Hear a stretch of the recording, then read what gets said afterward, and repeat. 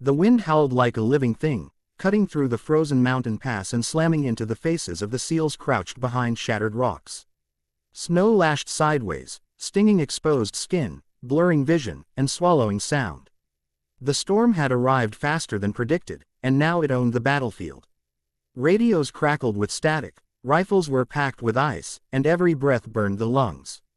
Somewhere beyond the white wall, enemy fighters were moving, but right now, survival mattered more than the mission. They were down one operator. Her name had not been spoken out loud yet, but everyone knew. The female SEAL sniper, the quiet one, the ghost, the woman who never missed and never complained. She had been providing overwatch from a ridgeline when the ambush hit. Explosions tore into the slope. The earth shook. Visibility dropped to nothing. When the dust settled, her position was gone. No response on comms. No movement through optics. Just silence. One of the SEALs swallowed hard and leaned toward the team leader. He didn't need to say it. The look in his eyes said everything. They'd all seen it before. A blast like that, followed by radio silence, followed by a storm this violent. The odds were brutal, realistic, final. Someone finally whispered it, barely audible over the wind. She's gone. No one corrected him. They pulled back slightly, tightening their perimeter. The mission clock was ticking, and extraction was already compromised. Losing an operator was bad enough. Losing one in a blizzard, under enemy pressure, was a nightmare. The team leader clenched his jaw, forcing himself to think clearly. He hated how fast the word dead had crept into their minds. Hated how logical it felt. But logic didn't bring people back.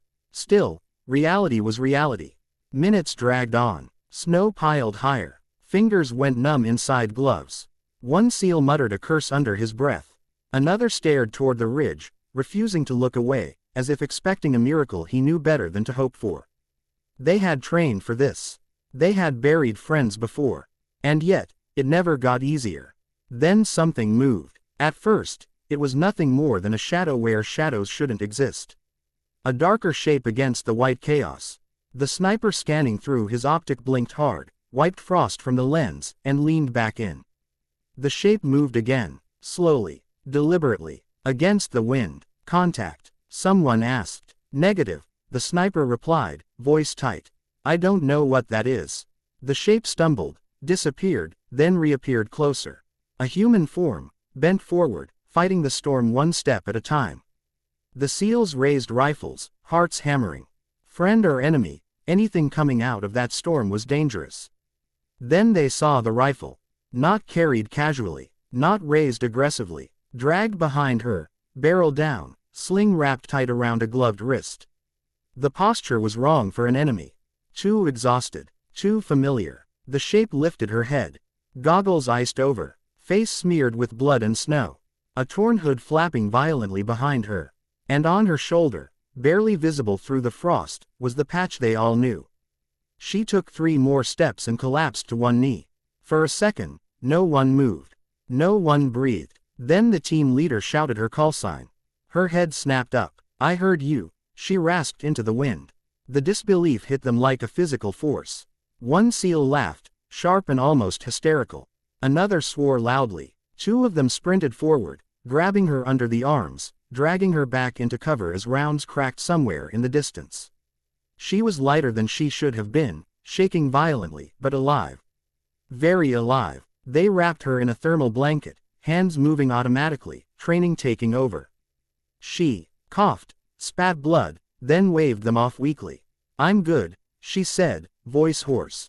Enemy patrol moving east. 2 technicals. I slowed them down. The medic stared at her in disbelief. You got hit by that blast. She nodded. Yeah, got buried. Took me 20 minutes to dig out. 20 minutes. Alone. Injured. In a storm that could kill a man in 5.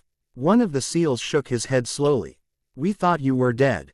She met his eyes, something cold and calm burning behind the exhaustion.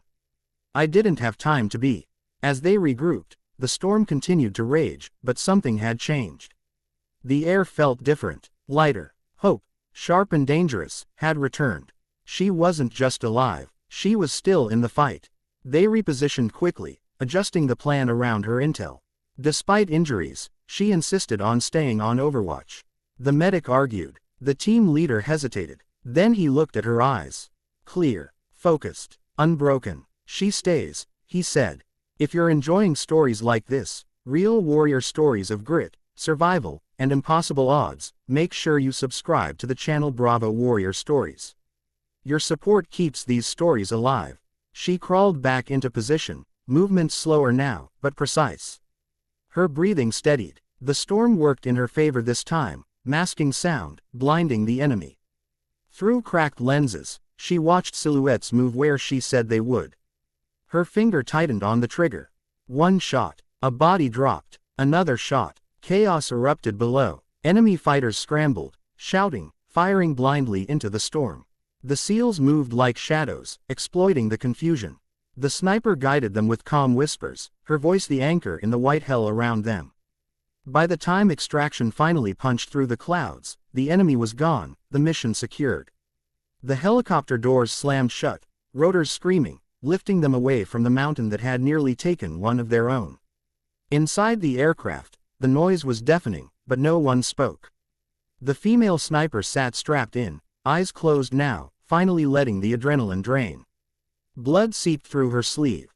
Bruises were already darkening her jaw. She looked wrecked, and undefeated. One SEAL leaned closer, shouting over the noise. "You scared the hell out of us." She cracked a faint smile. "Good. Means you care." Later, back at base, after wounds were cleaned and reports filed, the story spread quietly. Not as legend, not exaggerated, just facts passed between warriors who understood what it meant. She had been whispered dead in the storm, written off by reason, claimed by probability, and she walked back anyway. Because that's what warriors do. She never talked about it much after that. Never corrected anyone when they spoke in hushed tones about that night. She didn't need to. Her actions had said enough. In the storm, when everything said it was over, she chose to keep moving. And somewhere, every SEAL who heard that story remembered it when things got dark, cold, and hopeless. If she could walk out of the storm, so could they. Don't forget to subscribe to Bravo Warrior Stories for more powerful, real-feel military stories like this one.